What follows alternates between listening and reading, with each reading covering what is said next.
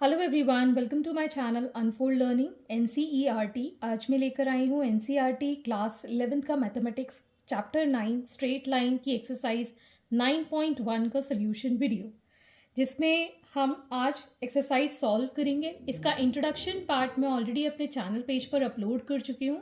अगर आपने मिस कर दिया है तो please do have a look in the description box of this video, जहाँ पर मैंने प्लेलिस्ट बनाकर चैप्टर वाइज सारी लिंक्स प्रोवाइड की हैं।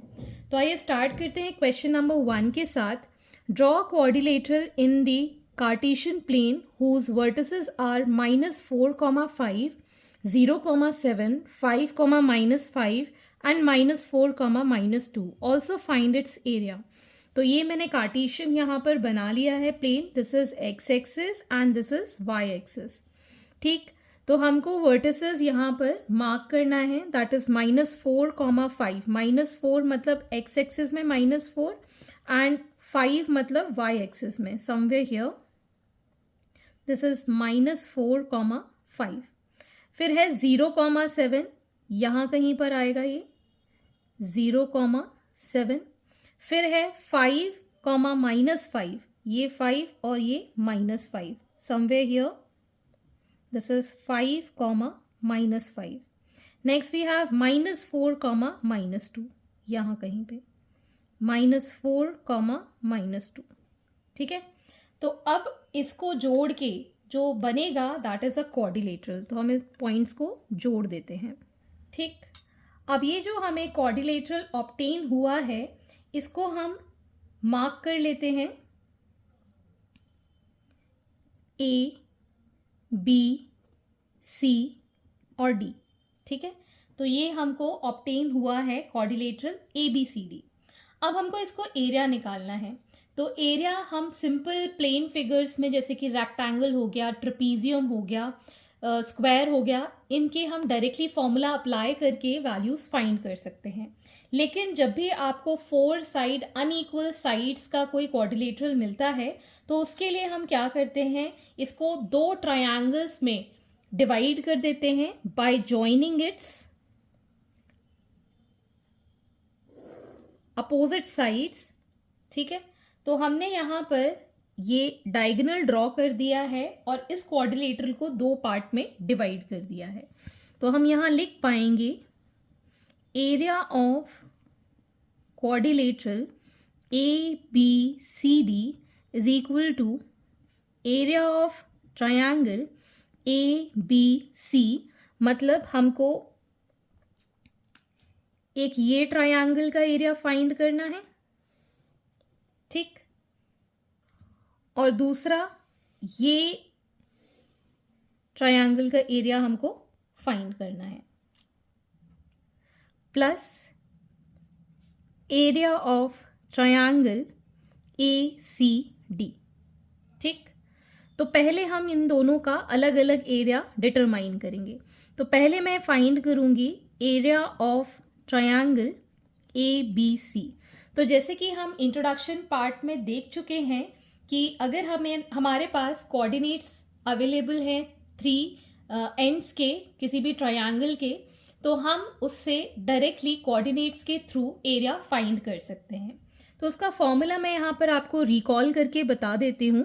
इट इज़ 1/2 मॉड ऑफ, यहाँ पर हम लिखते हैं x1, फिर लिखते हैं x2, फिर लिखते हैं x3 और यहाँ पर मॉड से हम इसको बंद कर देते हैं।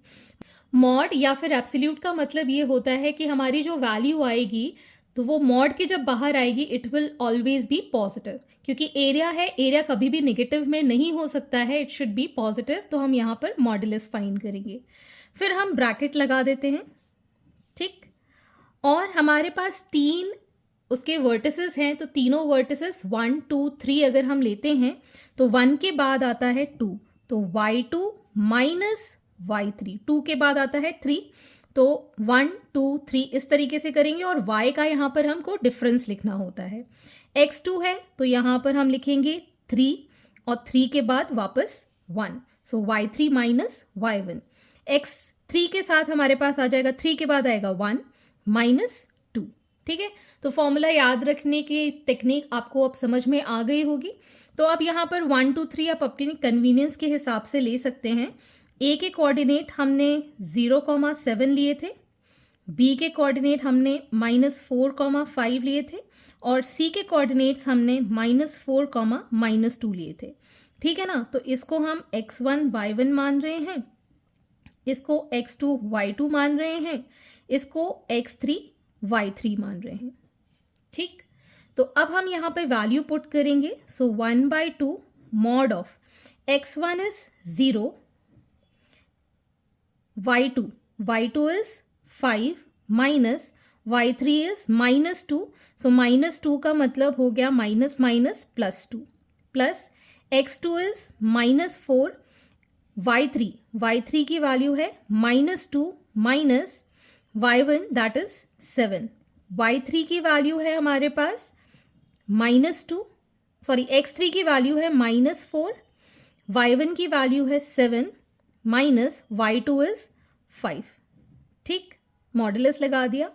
1/2 इसकी वैल्यू तो हो गई 0 प्लस -4, 7 -2 हो जाएगा हमारे पास -9 प्लस -4, 7 -5 इज 2। ठीक, तो हम इसको लिख पाएंगे 1/2 माइनस माइनस प्लस 9 4 ज़ा 36 प्लस माइनस इज माइनस 4 2 ज़ा 8।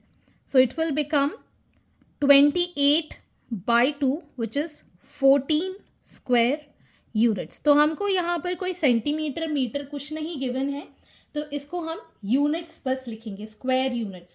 ठीक है, अब हम निकालेंगे एरिया ऑफ ट्रायंगल ACD। तो ACD के लिए हम फिर से लिखेंगे 1/2 और मैं यहाँ पर ए के कोऑर्डिनेट 0,7, बी के कोऑर्डिनेट सी के कोऑर्डिनेट्स -4, -2 और डी के कोऑर्डिनेट्स 5, -5। इसको x1 y1, इसको x2 y2, इसको x3 y3। ठीक है, x1 से स्टार्ट करना है, 0 into -2 minus of -5 will become +5 plus -4 into -5 -7, फिर आ जाएगा प्लस का 5, 7 माइनस ऑफ -2 विल बिकम +2। सो यहाँ पर आ जाएगा 1/2 मॉड ऑफ, ये तो हो गया 0 प्लस -4, इसको हम सॉल्व करेंगे, वील गेट -12 प्लस 5, इसकी वैल्यू आ जाएगी 9। ठीक, तो ये आ गया हमारे पास 1/2, 12 4 इज 48, माइनस माइनस का तो हो जाएगा प्लस, 9 5 इज 45। तो इसको हम सॉल्व कर लेते हैं, तो ये आ गया हमारे पास 93/2 स्क्वायर यूनिट्स। ठीक है, तो एक आंसर था हमारे पास 14 स्क्वायर यूनिट और दूसरा है हमारे पास 93/2 स्क्वायर यूनिट। अब हम यहाँ इसकी वैल्यू पुट कर देंगे। So area of quadrilateral ABCD will be 14 plus 93/2, 2 हमने LCM लिया, this becomes 28/93, 11, this will be 121/2 square units. Okay, so this is the final answer. I hope आपको एरिया निकालने का जो टेक्निक है वो क्लियर हो गया होगा। Moving on to the next question. Question number 2.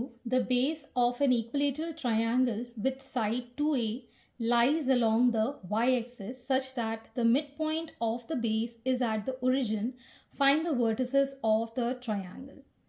तो हम यहाँ पर y-axis और x-axis ड्रॉ कर लेते। This is the y-axis and this is the x-axis।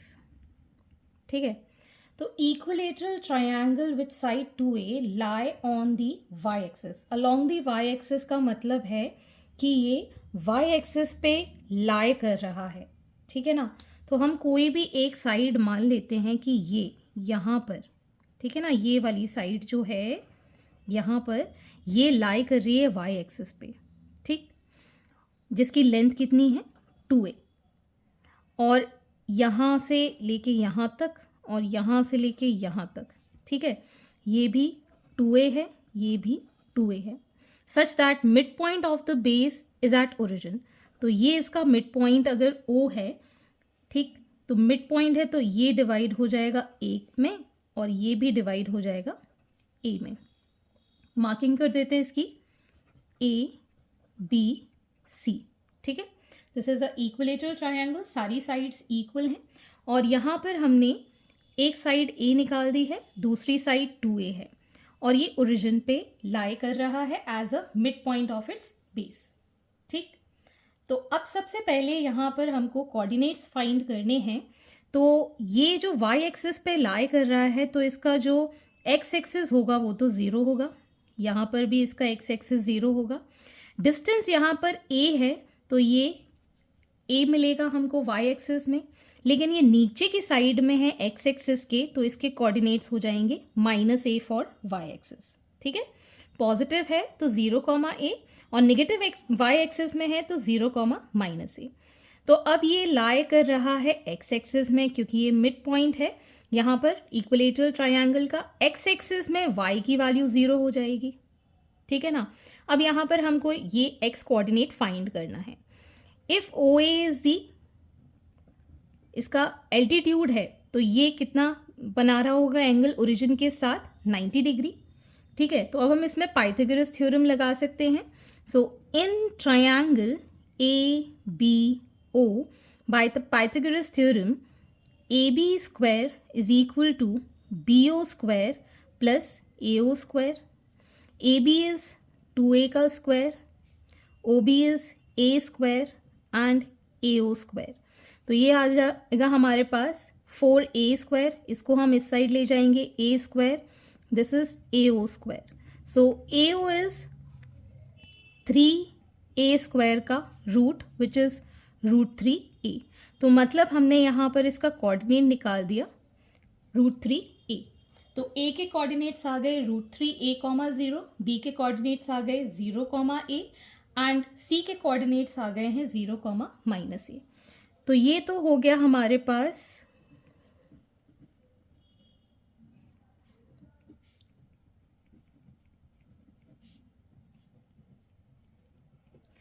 मान लीजिए यहाँ पर हमको कुछ ऐसा स्पेसिफिकली नहीं गिवन है कि ये x एक्सिस में पॉजिटिव साइड में है कि नेगेटिव साइड में है। तो इसका हम दूसरा अगर पर्सपेक्टिव देखें तो ये इस साइड भी तो इस तरीके से लाई कर सकता था, ठीक है ना। तो इसमें हमारे पास हो गए 2 केस। ये हो गया हमारे पास case 1। Next we have case 2 कि अगर ये x एक्सिस के नेगेटिव एक्सिस में लाई कर रहा है तो ये हमारा कोऑर्डिनेट हो गया मान लीजिए a'। तो ये डिस्टेंस हमारे पास कितना आया है √3a, नेगेटिव एक्सिस में कितना हो जाएगा -√3a। तो ये आ जाएगा हमारे पास -√3a, 0, क्योंकि y की वैल्यू तो x एक्सिस में 0 रहती है। सो a' का कोऑर्डिनेट हो जाएगा -√3a, 0, b की वैल्यू 0, a और c के लिए 0, -a। ओके, तो यहाँ पर आपको 2 आंसर्स 2 केसेस में अलग अलग मिलेंगे। So hence this is the solution. Moving on to the next question. Question number 3, find the distance between P, that is x1, y1 and Q, x2, y2 when PQ is parallel to y-axis and PQ is parallel to x-axis। तो पहले तो हम यहाँ एक coordinate axis बना लेते हैं। This is x-axis and this is y-axis, ठीक। तो मान लीजिए PQ जो है वो पैरेलल टू y-axis है, तो मतलब इस तरीके से है। P के कोऑर्डिनेट्स हैं x1, y1 और Q के कोऑर्डिनेट्स हैं x2, y2, ठीक। तो एक पॉइंट यहाँ पर मैं बताना चाहूँगी, ये पैरेलल टू y एक्सिस है तो y की वैल्यू तो चेंज हो सकती है, ठीक है ना। y की वैल्यू पॉजिटिव नेगेटिव, यहाँ पर हमने y1 मान लिया पॉजिटिव है, y2 मान लिया नेगेटिव है।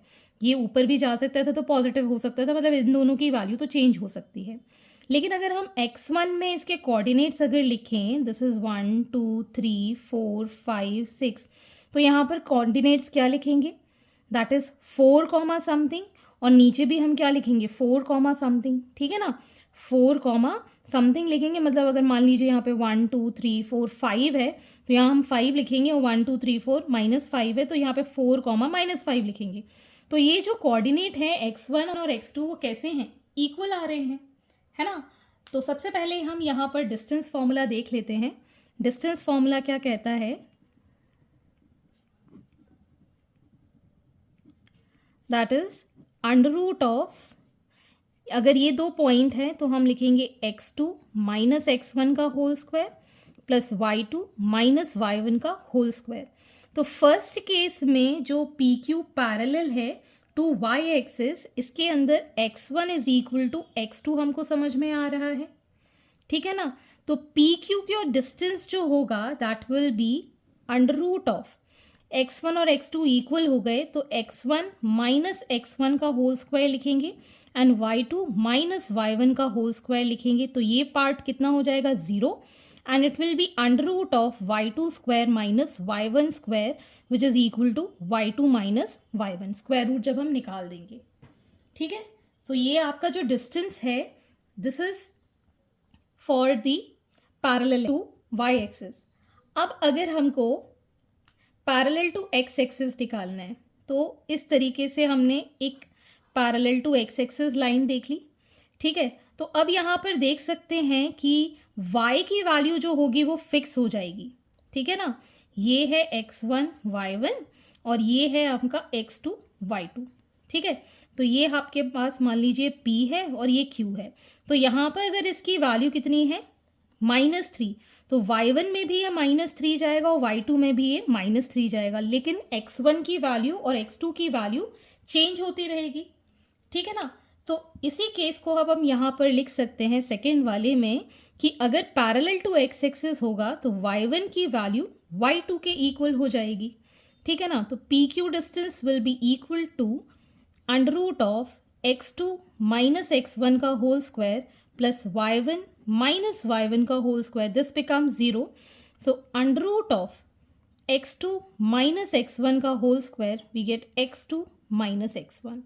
So hence this is the distance between coordinates p and q parallel to x axis.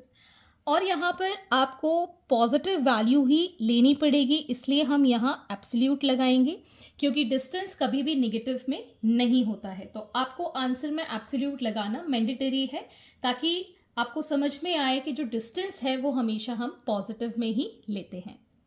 So hence these are the solutions and I hope आपको मेरे सॉल्यूशन वीडियो ज़रूर पसंद आ रहे होंगे। अगर आपको कंटेंट थोड़ा सा भी यूज़फुल लग रहा हो, अच्छा लग रहा हो, पसंद आ रहा हो तो लाइक ज़रूर कीजिए और ज़रूर मेंशन कीजिए कमेंट सेक्शन में कि आप ये वीडियो मेरा कहाँ से देख रहे हैं। At last, please do share my videos with your family and friends and don't forget to subscribe my channel. Thank you for watching.